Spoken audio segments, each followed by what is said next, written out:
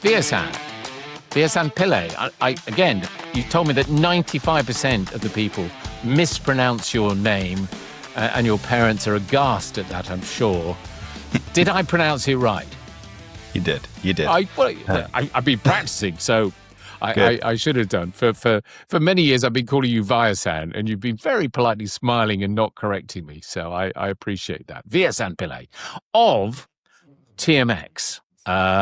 So as I do with all my guests, we've got lots to talk about. I've got my list here, and we're going to talk about all of that. But the starting point, I think, is you and TMX. I'm going to put your LinkedIn profile and the TMX website so people can look that up. But let's have a bit of an introduction about that. So Vyasan, the man, the boy, the legend, give us a little bit of a story of your market data career. Sure thing. Hi, David.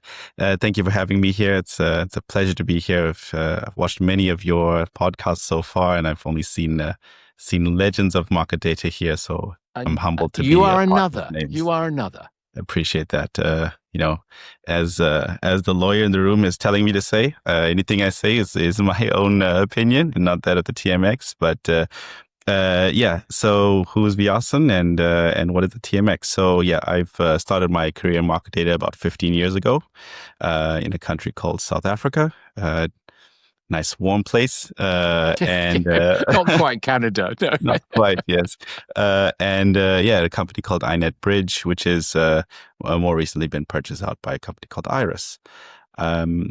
I then moved across to the Johannesburg Stock Exchange, staying within the market data realm, focusing more in on the indices business, whilst also covering the equities and derivatives that they had.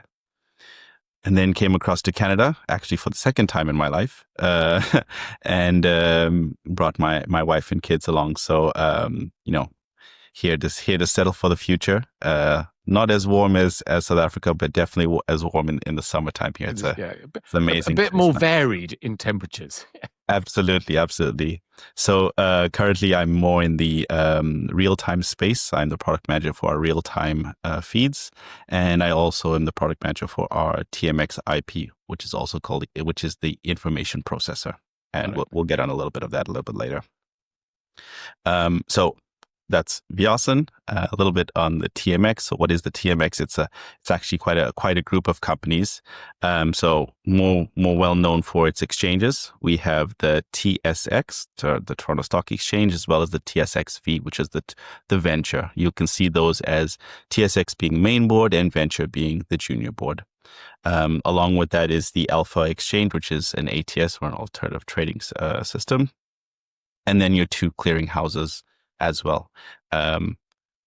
Before I get into the clearing, and the Montreal, we also have the derivative side, which I was about to say, which is the Montreal Exchange, which is, from what I understand, is also the oldest official exchange in Canada, and so they process all the derivative data. Was Montreal always only derivatives? I mean, no, there was an equities section that was originally acquired within the Canadian Venture Exchange, which is then purchased by TSX, that became the TSX Venture Exchange. So originally there were exchanges in multiple provinces, including Montreal. Montreal had equities as well as derivatives. And then there was a consolidation of exchanges because to make trading simpler, to make systems a lot easier, that consolidation became that Canadian Venture Exchange. Was there ever a Vancouver Stock Exchange? There was. I believe it was. So there was a Vancouver. There was Alberta as well had one. So there was a couple of provinces that had one, including the Toronto, and there was a few broker dealers that came together as well to have their own exchanges. But it's all come together in predominantly under the TMX umbrella.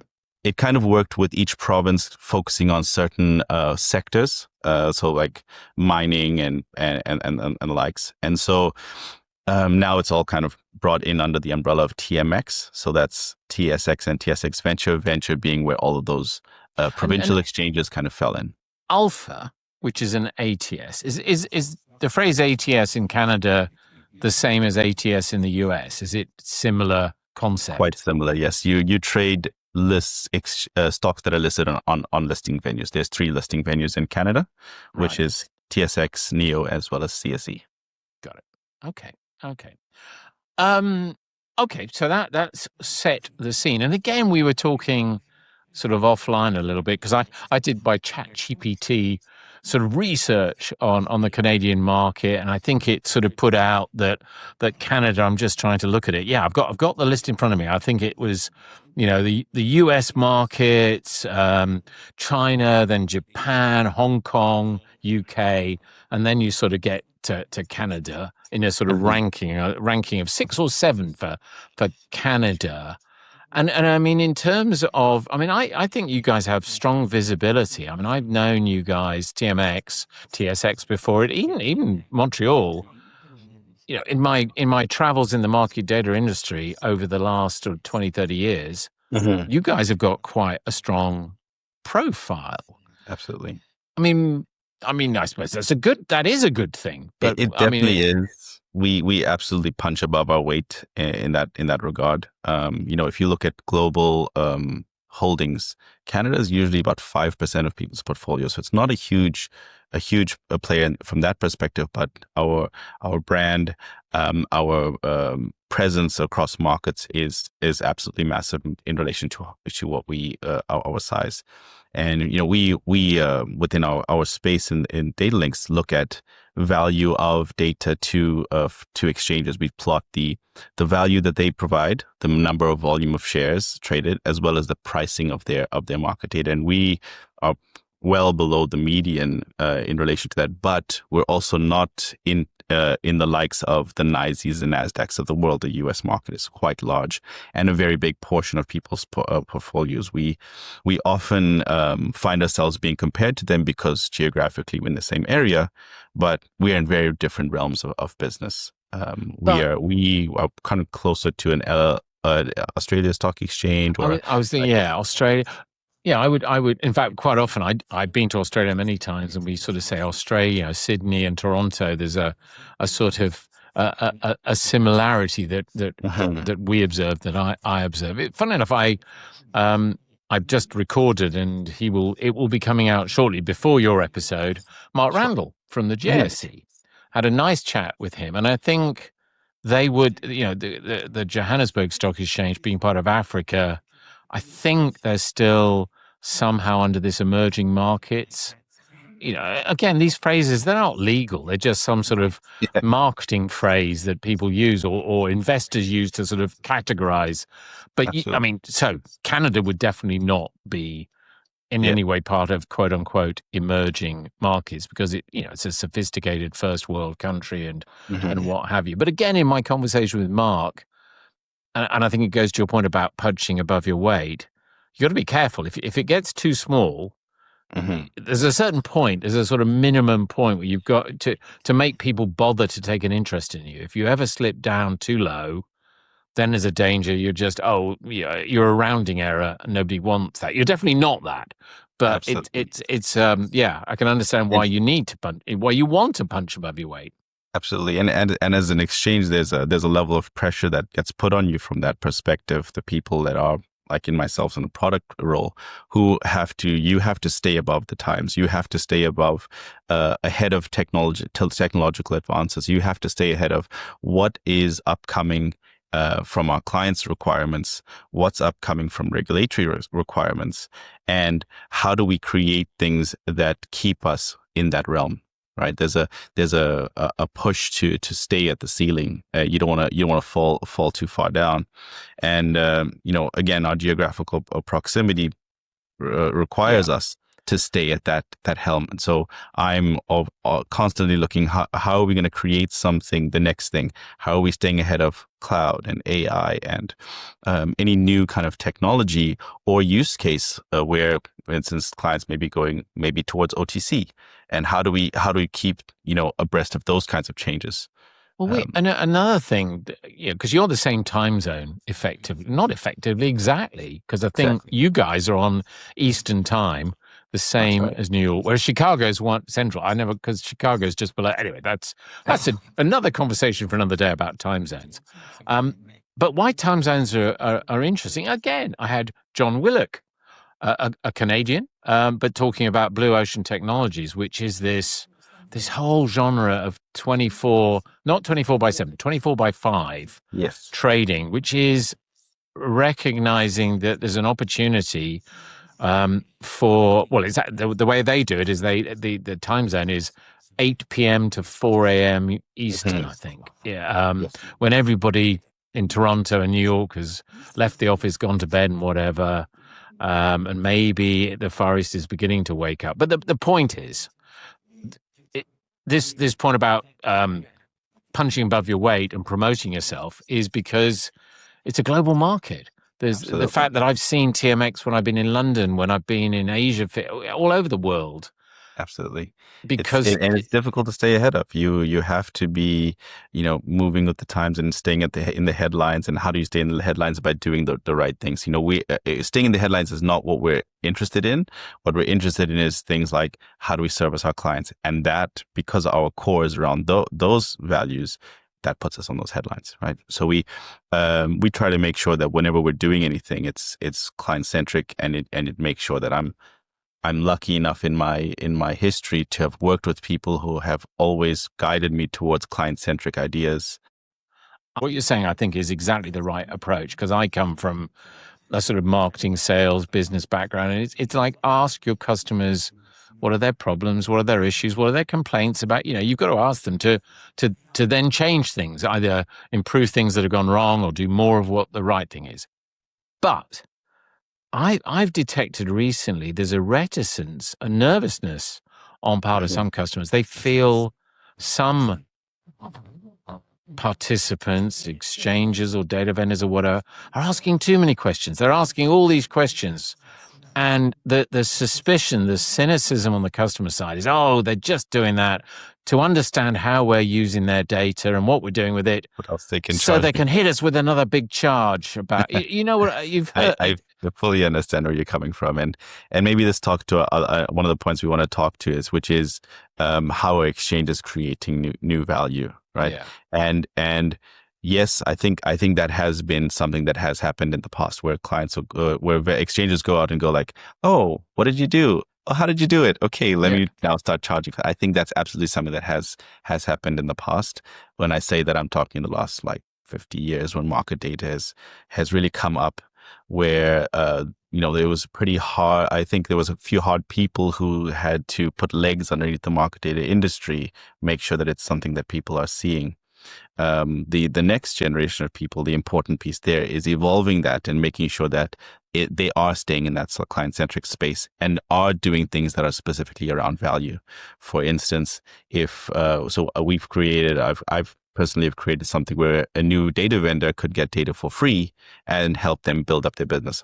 And that's off the back of continuously talking to new entrants and saying, okay, what do you want to do? And everyone says, I have the most amazing idea. It's going to change the world. And this is my app. And then you talk to them about the market data fees. And then you have to pick them up off the floor after they've fallen off their chair. And so you have to make it. And so that pain of picking somebody off the floor, I'd rather go to them and say, I have a program that allows you to do this for free, and allows you to build up your client base. And as you build up your client base, you'll get up to full pricing like everybody else is. And that allows you to then get off the feet. What that does, though, is that the end client, the mom and pops, has access to more things, because we're not completely shutting the door on new entrants. And I mean, we're jumping ahead of some of the things we're going to talk about, but I think the order doesn't matter as long as we cover the point. We're going to talk more about pricing later on, but just still on this topic of the cynicism that I've heard, and I'm not sure I totally agree with that. I understand some of it. I think there is some slightly cynical activity on the behalf of some producers of data, as you alluded to. So that's how you use the data, and you do that with it. We haven't been charged. Now we'll start charging you because you're getting extra value out of our data. We'll now charge you more because we've noticed you're getting more value out of it. And Absolutely. I think the argument from the customer side has been, well, it was us being clever. We worked out how to really make something clever out of your data. It was our clever idea, not yours. So that's an interesting one. I don't know the answer to it, but there's another thing that I came across, and I was having a conversation with somebody at a customer firm, and we were talking about some problems that customer firms have had. I can't remember the specifics, but there were a series of problems. And I said, well, why, talk to the exchanges and see if but if we told the exchanges about all these problems, they would go and build a solution and then charge us for it. And they said it as if that was somehow wrong. But that's the basics of business. If customers have got problems and a supplier, whoever that supplier is, can learn about those problems and build a fix, a solution, absolutely, then that company's going to sell it to them. I mean, it's like, we've solved your problem, but pay us some money for it. I mean, that's just business. So you think about it like a credit card, for example. If you had this massive debt that's going on and you haven't if you picked up the phone early to your bank and go, hey, this is the story. It's tough for me. How can we work this out? They'll put a plan together. You will pay them, but you'll pay them on terms. If they find out 3 years later that, oh, this thing is massive, we need to collect now, this person is then going to have to be asked to pay a lump sum, or there's big interest. And I think that's alluding to a lot of the history with exchanges and customers of finding historical, inaccuracies and then being hit with large back charges and whatever.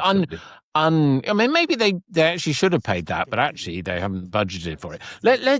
We'll come on to more of this. I think we'll go back to this, but I'm conscious there were a couple of topics that we were going to try and talk about sort of before we got onto that stuff. And I think one of them, something close to my heart, is the human capital of market data. And, what's going on in that space? Where are we getting the new talent?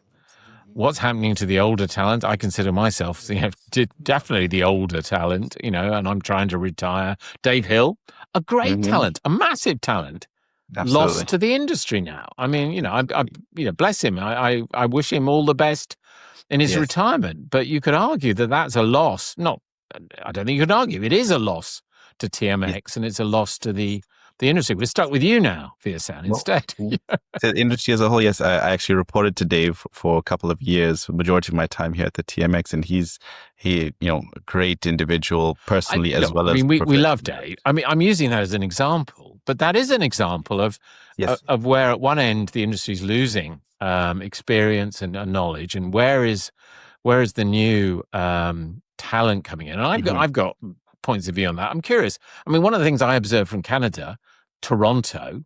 I mean, Toronto's a lovely place, full of lovely people. I mean, you Canadians are lovely. I mean, it's said by many people, but I'm going to say it again. Canadians are lovely people.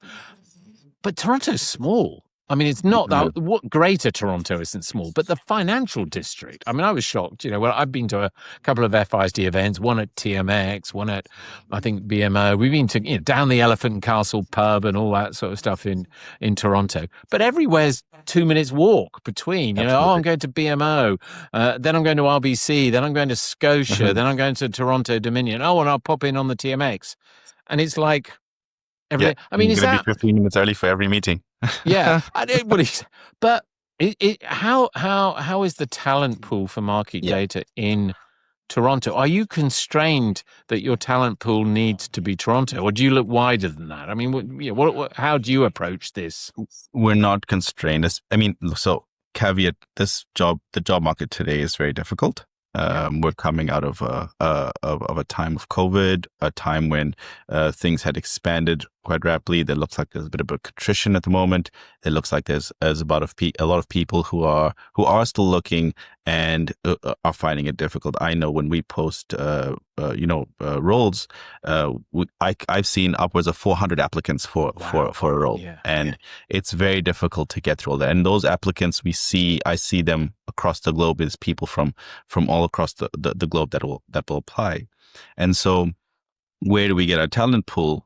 Take one step back from that is a lot of the time it's a lot easier to move people up from internal, because market data is generally very flat structures. You'll see there are probably 2 or 3 rings until you get to the head of market data. Maybe in most often cases a lot less. In which case, when you have a new role, it's either a similar role to what 2 or 3 other people on your team are doing, or it's a role that is very niche. So when it's niche, it's pretty easy to then be able to move people internally. It is also difficult to get people from outside, because when you have a niche role, let's say it's a specific auditing role, let's say it's a specific product manager of real-time data, it's not easy to find people with the skills that do that all the time. Market data industry globally is quite small, as you're very aware. You probably know many of the people, every person in the industry, and they stay there for many years because it's a small knit group of people. When we go to WIFIC next year, there's going to be majority of people we're going to see there. We know them already because I moved across from Johannesburg Stock Exchange to the TSX, and I'm dealing with people that I've dealt with for the last 10 years.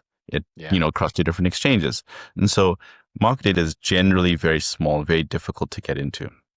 Often you'll have new entrants at the associate or the entry level stages, but to get people into the right strategic roles, it's often difficult to move them up. And so there has to be this level of like a succession planning, and there has to be a level of succession planning across the group. For instance, Dave, for instance, he would grow myself and my other colleagues so that we can all be able to step up. And that's only because at any one stage, you don't know who's going to be the person, right? And it makes it a difficult call for the people above him, because now you have all those people, and who's the right person for the role. Have you seen much horizontal movement? What I mean by that is people moving. You're a stock exchange, an exchange, then you've got data vendors, and you've got the customer firms, and there's other firms, the technology providers, the sort of Googles and whatever. There's a whole myriad of different types of firms. I mean, Dave Hill, like me, I think he came from Reuters, from a data vendor, and then he's moved to an exchange, although both of those entities were selling data. That's right. So there was some similarity. But are you seeing in Toronto, is there any movement, from BMO or RBC into the exchange or into the data vendors or back and forth? Have you seen that? It's majority of the time it's from the exchange outwards, most of the time, and that's because the key market data knowledge base is kind of grown easier within the exchange. If you think about a contract analyst, for example, they know our contracts like the back of their hand. That's very valuable to a bank. A bank procurement person may not know market data as well, and so that's a bit difficult for them to come backwards. Product wise, you could have a head of electronic trading at a bank who would know real-time data as much, but to move into market data, it would constrain them a little bit. They'll be or into co-location product management, or it's probably a different realm. It's probably something that they'll feel like I can do a lot more at the bank than I can do at an exchange. And so yes, it's a very difficult talent pool, but it's also something you have to be very strategic about, because you want to get the right people on the bus. I mean, we'll move off this topic in a second.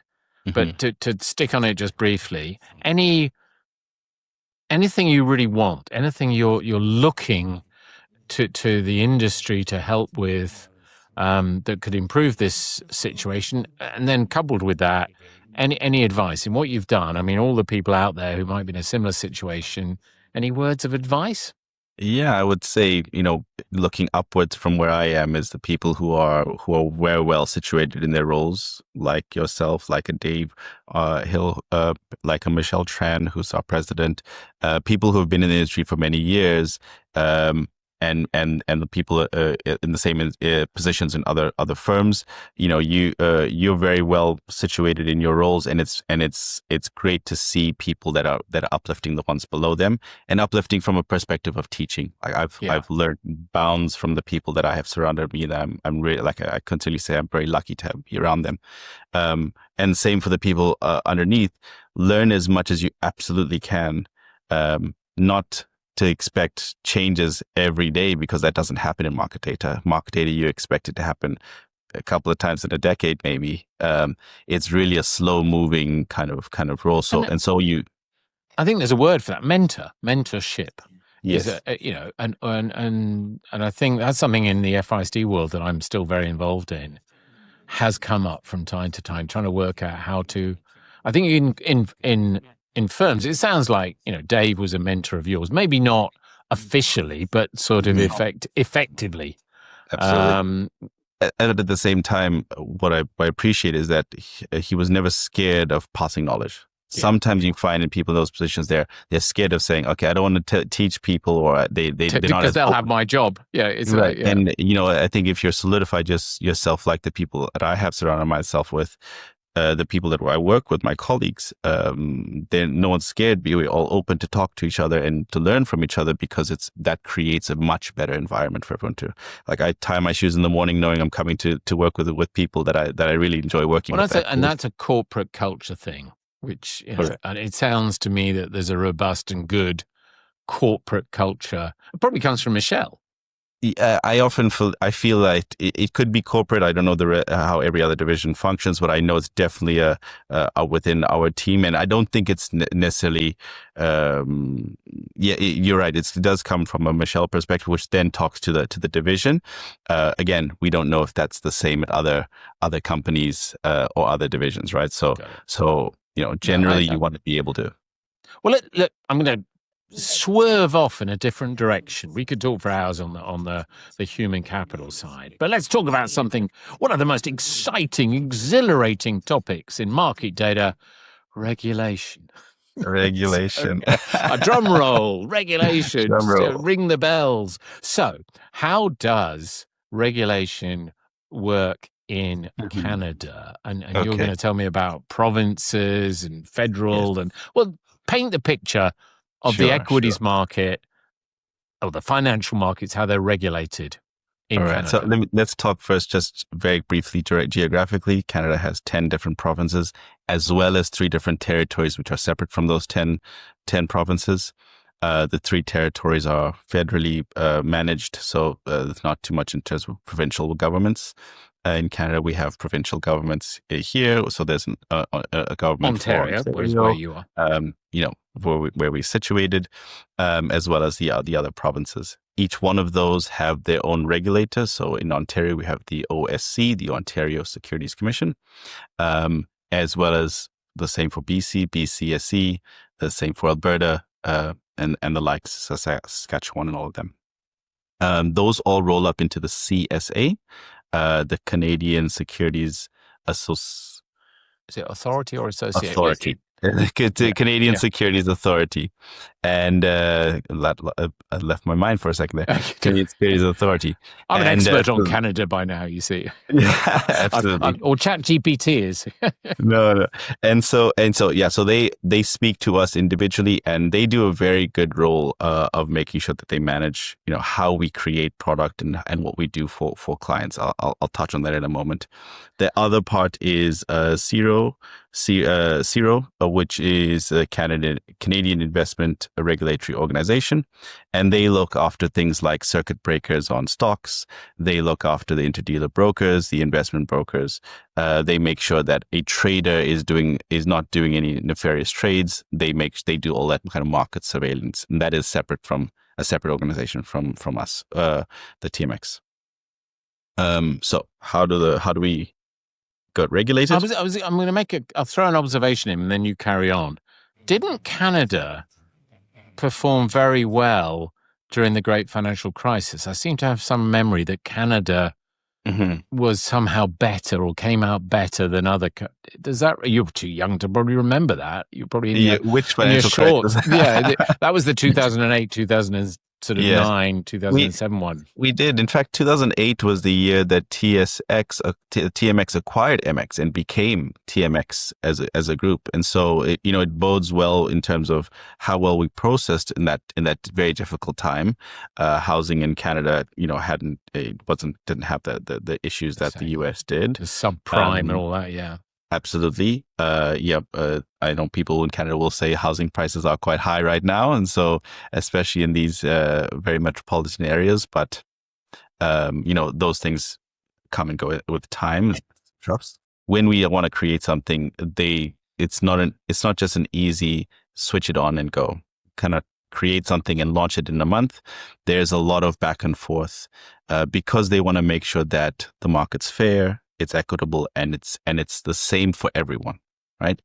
And so they have to delve quite deeply into, okay, you want to create X product. Tell me how it impacts the clients. Tell me how it impacts the banks. Tell me how it impacts the small brokers. And then why is it important for the market? And we have to take them down this road of what it looks like, why, and all those kinds of things.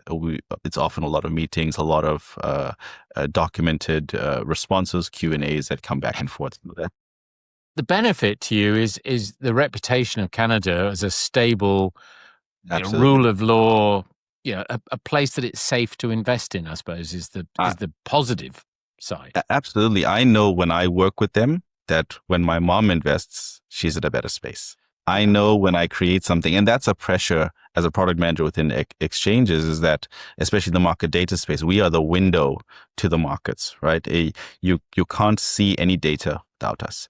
And so I know whenever I do something or create anything, it's potentially going to impact my family, my mom, my children, somewhere down the road. And so there's a pressure on me to do the right things then for them from that perspective, and knowing that I work with the regulators to make sure that that is the right moves that we're making for Canada as a whole, it just makes things a lot more stable for me. I mean, what sort of regulatory, I mean, obviously check all your products and whatever, but any big broad brush regulations in Canada? I mean, I know sort of in the US you had the Reg NMS, the Regulation National Market System, which sort of governed all the rules of how the US equity markets should work. All this, best execution rules and national best bid and offer and all that. And then in Europe, we're outside the EU now, sitting here in the UK, but I was involved in this MiFID 1, MiFID 2, etc. Yeah. Vast regulations. I mean, pages of the stuff, making the markets fair, reasonable, whatever. But it's trying to understand. Anyway, and what was the Canadian? Is there a Reg NMS and MiFID? I believe it's National Instruments. Yeah. So the NI. So they, Ciro is one of those players that looks after the best bid and offer. They make sure that's done. We, as an exchange, have to calculate our own, make sure that when we see a trade that it doesn't violate those rules. Yes, pages and pages of regulation, and we have people dedicated to the regulatory space that are specifically looking at, okay, have we done the right things from a trading perspective, then a market data perspective, then a capital formation perspective, and listing perspective, as well as the fact that we have our clearing houses, so we have to do the same. That's the CDS and CDCC, which CDS is for the equities, fixed income, and CDCC is on the derivative side. So we're going slightly out of order, but I think it's logical, because I think we're logically into talking about the IP, not intellectual property. I'm trying to remember that. The information provider, is that information processor, not provider, processor. And we'll come on to the generic exchange data stuff in a second. But just talk us through the Canadian information processor, which is it's not as official as the US consolidated tape, the SIP and all that side, or what is being proposed in Europe. But it is what? Rather than me preambling, you tell me what it is. How wonderful it is. Slightly disagree with that one. It is very, very official. Okay. Official. I'm gonna. This is a classic. Let me tell you how ChatGPT says it's not, but I believe you more than I believe ChatGPT. I'll tell you why I'm saying that. We, as the TMX, apply to become the information processor of Canada to the regulators. Who did you apply to? Who? To the regulators, the CSA. Yeah. They then see our application. They will approve or deny it. They have luckily from my perspective, approved it for the last 15 years. Right. We have been the information processor of Canada. We've called it TMX IP or TMX Information Processor. and I guess for the viewers, what is the information processor? Yeah. It is the Consolidated Tape of Canada. It's the only one in Canada, and it's the only one globally that also provides level 2 data. So a few differences from the US to Canada is US provides level 1 data only, and you contract directly with their SIP, and you only deal with them. In Canada, slightly different. It is you deal directly with each exchange as well as the IP, so that way you're in constant communication with each one of them. And the TMX IPs provides it all, in a nice package. We put in the same format. We make sure that you're able to access the data. There are a couple of products under there, like I said, level 2. That's our CDF feed, so you can get every exchange's data. That is there's 5 exchanges and 2 dark market. Is that full depth of order book or a partial depth of it's order book? Full order book is that one, and then we also have the level 1 as well, which is the partial, right? So so that'll be TSX with its books, TSX Venture, Alpha, Alpha X, and Alpha Dark. CBOE, which is now Match Now and Neo combined, previously called Neo. CSE, NASDAQ, TradeLogic, Instinet, and LiquidNet would be your 2 dark markets. So you get a single feed which has this. I mean, you call it national best bid and offer like the Americans do. Do you use the same? We call it the CBBO, Canadian best bid and offer. Canadian, good. Yeah, because it should be the US best bid and offer, not the. Again, we could talk about our friends down south of you and their little foibles and how there's nothing outside of the US matters. Anyway, I have so many friends in America, I've lost them all now. Yes. Anyway, so it's the Canadian best bid and offer. Now, when you say you deal with all the individual, so you can get a physical single pipe. Physically, does that mean I only have to have one connection and it all comes in through a single feed? So that's the physical. And in one format. So one of the big pieces, so if you were to deal with every exchange individually, each one will have its own format, its own. So you've normalized it in some way, a bit like a data aggregator would. Yeah, very much. Effectively the same. Okay, so that's a technical. And then when one pays for it, if I'm going to pay for it, do I pay the IP a single amount of Canadian dollars, or do I have to? Sorry, my fingers are. Do I have to pay each individual exchange? Yeah, it is each individual exchange because it works on a cost pass through. This again makes sure that you're in connection with your exchanges and talking to them about it. There's a data access fee that you pay the IP, but that we kind of build into the TMX data links. And if you buy the IP, you buy everything. You can't say I want half the IP. I want the IP, but I don't want one of the providers for whatever reason. Oh. Yes. So you can do that with our level 2 stuff. So level 2 wise, you can say I want TSX and CSE only, or NASDAQ only, or and the likes. And so in the level 1, you cannot. It is kind of it's bundled together. Otherwise, consolidated one level feed. So why? So I understand. I think I understand the IP concept, yes. But then customers will have more individual bilateral relationships with each of these exchanges. So RBC will have a relationship with TMX, and they'll have a relationship with the NASDAQ iteration, and they'll have a relationship with the CBO iteration, and then Toronto Dominion will also have this. Why would a customer, if they can get this all through the IP, then what are they going to buy on a bilateral basis? What else? What is not in the IP that you guys are selling? Not just you guys, but the exchanges in Canada. I guess you're getting more to what exchanges are doing in the value side of data. Well, I mean, the IP is a feed of level 1 and level 2 real-time data. That's where you'd buy that. This is a question rather than a statement. Is that where you would buy that? And then you would buy other quote unquote stuff, technical phrase there, from exchanges like TMX. What is that other stuff? I mean, maybe it is value added. What else is there? just to cut from the beginning piece, you can get that pipe from the TMX IP. You can also go to each venue directly. But why would you? So here's a point on that is 85% of the clients that use the IP are actually outside of Canada, and Right.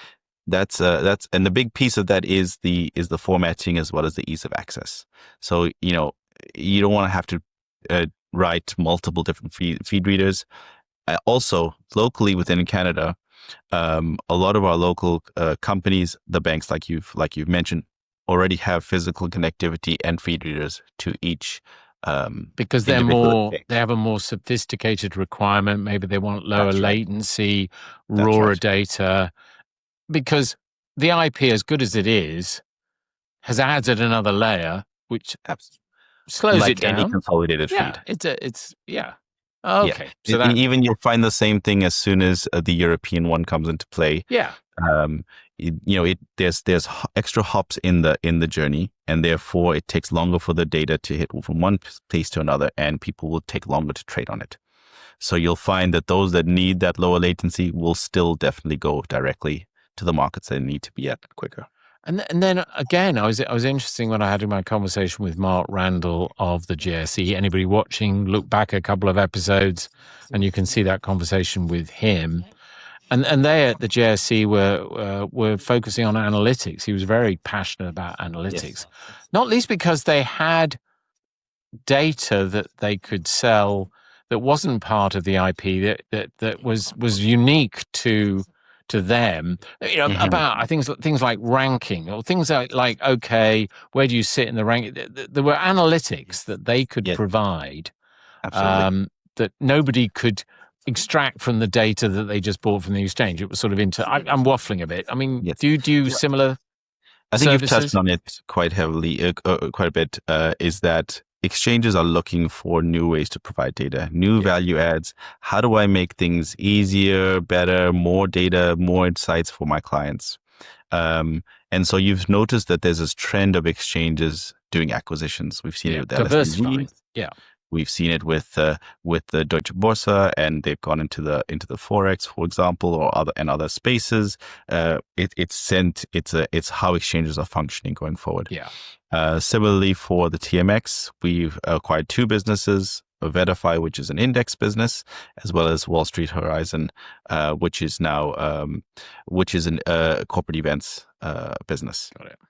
And so you'll notice that this is a trend that market data exchanges are going to be doing, because there's only so much I can show you from my my trading engine. And how do I create more for you so that you can see more? Is I have to go and acquire it, or I have to access it somehow. We're doing something now called consolidated volume, which is a real-time view of consolidated volume without the need of subscriber fees. But we have to go and acquire those data sets from the other exchanges, put it together, make sure it functions correctly, get the contracting in place, make sure that we've satisfied the exchange requirements, and then be able to provide it to the clients. So you're going to find data value is what we're mining all the time. We from an exchange's perspective, we have to look for new ways to get, and that then comes back full circle to the client centricity of it. No, before you could, when an exchange didn't have data divisions, it's very easy to say, I'm going to make a level one feed, and here you go. It's in my own format, and these are the fields, and take it. Whereas now, the newer generation of people have to definitely go and say, okay, do you want it to look like this? Do you want it in an API? Do you want it in which fields would you like to see, or how would you want it to present itself to you? Do you want end of day? Do you need real time? And so those kind of questions in those meetings are going to then derive what we can then create and create that value from. We have an analytics here at the TMX as well, which we've been building up for a number of years. We look into things like ESG. We have our own index side that we look at, as well as things in like fixed income. We don't even trade fixed income on the exchange, but we look at what data products we can create there. Because they're all interrelated. These markets are fundamentally interrelated. Absolutely. And like I said, we're the window to the markets for our clients. So if you come to us as a secured venue of a group of people that I can deal with, that I know is going to give me the data in a timely fashion, in a welcome fashion. I know if they give me something else, it's going to have that same TMX stamp of approval on it, and that's where the value comes in there. Vyasan, we're coming 46 minutes in. Let's tackle what could be argued to be the elephant in the room, which is, I want to ask you, why does everybody love exchanges? Sorry, I'm being facetious here. I mean, I've had a few conversations, and I have lots of conversations with clients. I've had a few on this podcast.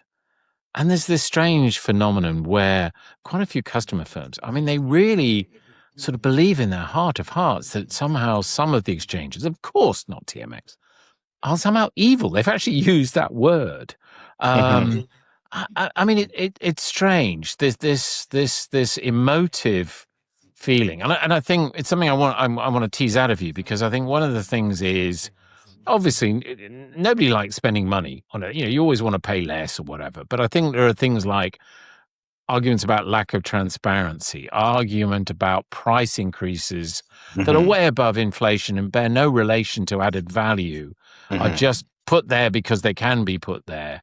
Changes made without enough notice. I'm trying to think of the list that you will hear most customers complaining about. There's one complaint they have, which isn't the fault of any single exchange.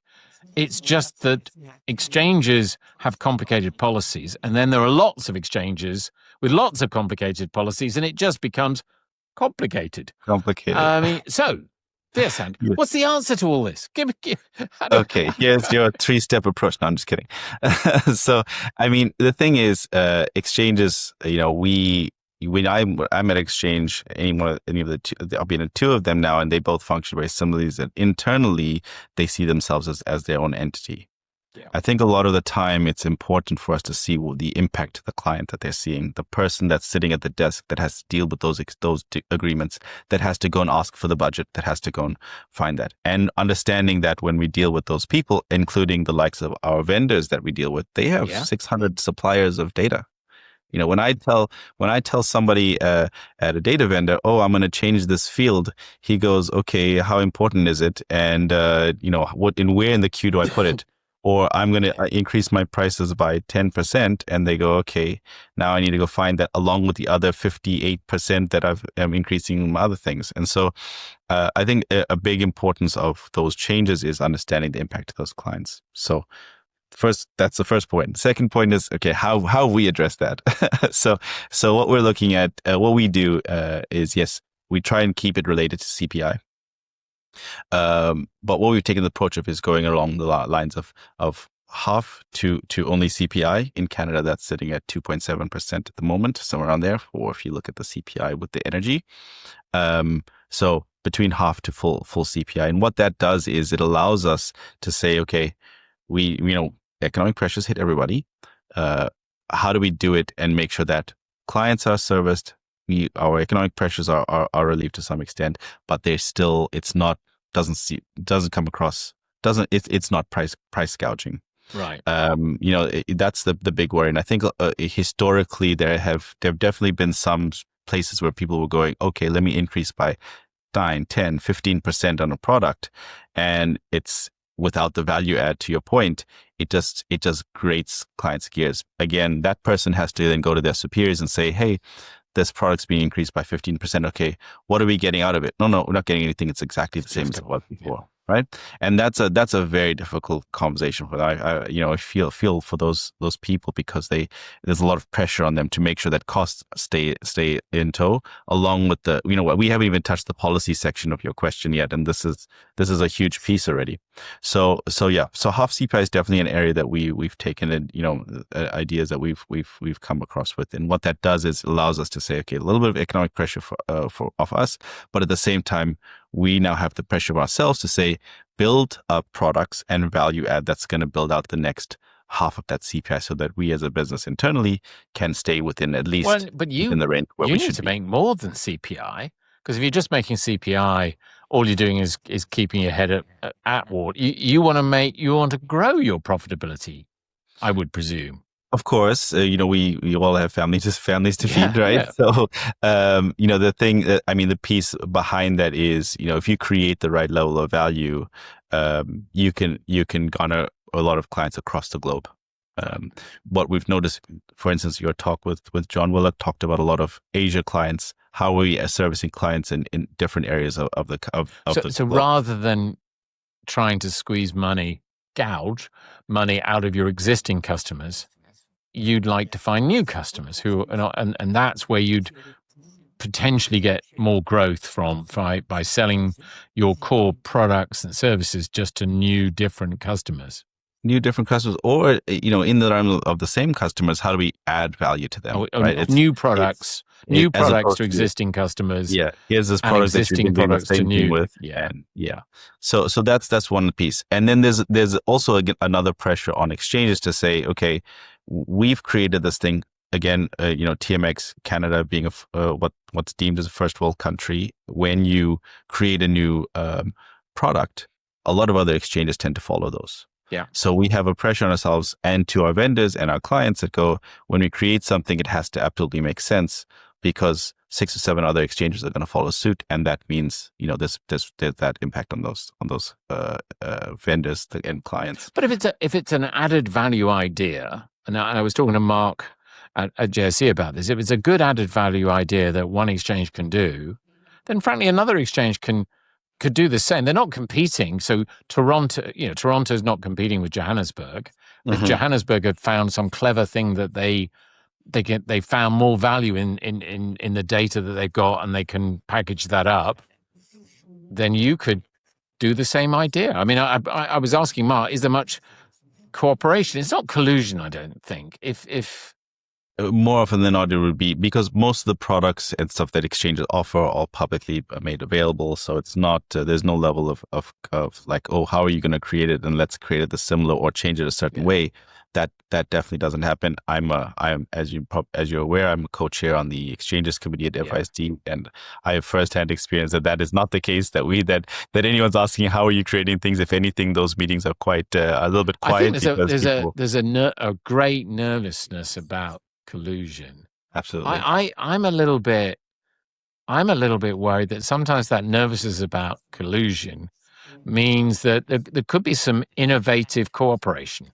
If another exchange has got a good idea about something they can do with their data, then if you could do that clever thing with your data, that's not collusive. The fact that XYZ exchange had done this and that and the other, and then they've packaged that up and sold that for sort of $100 a month, and you say, well, that's a good idea, we'll do that with our data.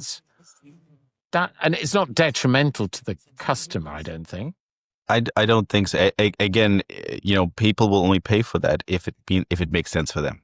I've had products that I've seen products where clients are like, I'm not going to touch that because it doesn't mean anything for me. I've seen other products where the clients go, I don't care how much it is, I need to sign because it's that important. And I think the negativity creeps in. What I've just described, what you're describing, is where you've worked out there's some data that you've got and you packaged it up and you've added this with that and you put a pink bow on it and whatever, and then you go out and you sell it. That's a good thing.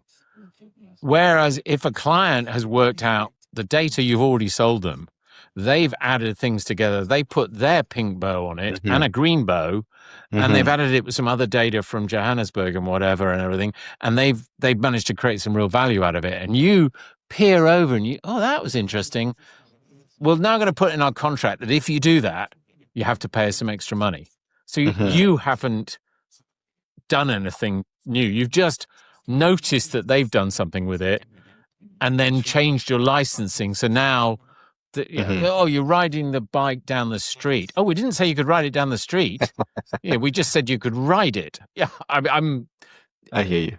I think that's where some of the niggles come from. Frustrations. Yeah, and again, I think a lot of that comes from how market data was probably initially created. There was a lot of people that had to be hard to be able to get that message across.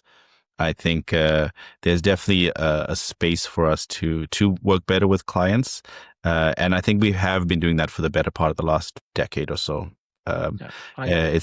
it's definitely a change to what I've seen in terms of from the outside being a data distributor and then going inside and say, okay, it doesn't feel the same. And it could be easy for me to say, oh, it doesn't feel the same because you work there. But, when you talk to the client, then it's difficult discussions. You can see the way that people approach it and the way that exchanges approach it, especially personally, when I approach it, I always try to, see with the impact to them directly. But, those kinds of changes, I think in these established markets, that would be something like a derived license, which is in place for most of the exchanges already, in which case the difficult discussions going, we have a license for that. It's already in place. We've already agreed to that. But it'd be like derived data, or saying actually not derived. If you add two numbers together, there's a charge. But if you take one away from another, that's a different charge. Whereas it used to be any manipulation. Yes, we're at the end anyway. We're at 57 minutes, so we were about to go down the rabbit hole. We could have talked a long time about some of those issues, but we just don't have time. Vyasan, I always offer my guests at this point: is there something that you wished you'd really wanted to say to the world that I didn't give you a chance to do because I kept butting in and interrupting you? So now you've got a couple of minutes. Couple of things. One thing. Sure. Final thoughts for the market data industry. I think, I would just say, I think communication is going to be utmost important. I think we've touched on a few of the notes here that talked about, how do we collaborate better? I would say any client, reach out to your exchange, have constant dialogues with all of them. I know it's tough. I know there's a lot of them. I know there's a lot of vendors, but being in the know is always better than finding out later. And I think the more you talk, the more you include and understand where things are going from, it's going to make your road long term a lot easier, because then we can create together. It's something that we've noticed heavily is that the clients that I talk to the most are often the ones that end up being the most happy, because we've had the ability to have the input on the products, and that's a different aspect that we're definitely trying to put into place now. How many of them can we speak to?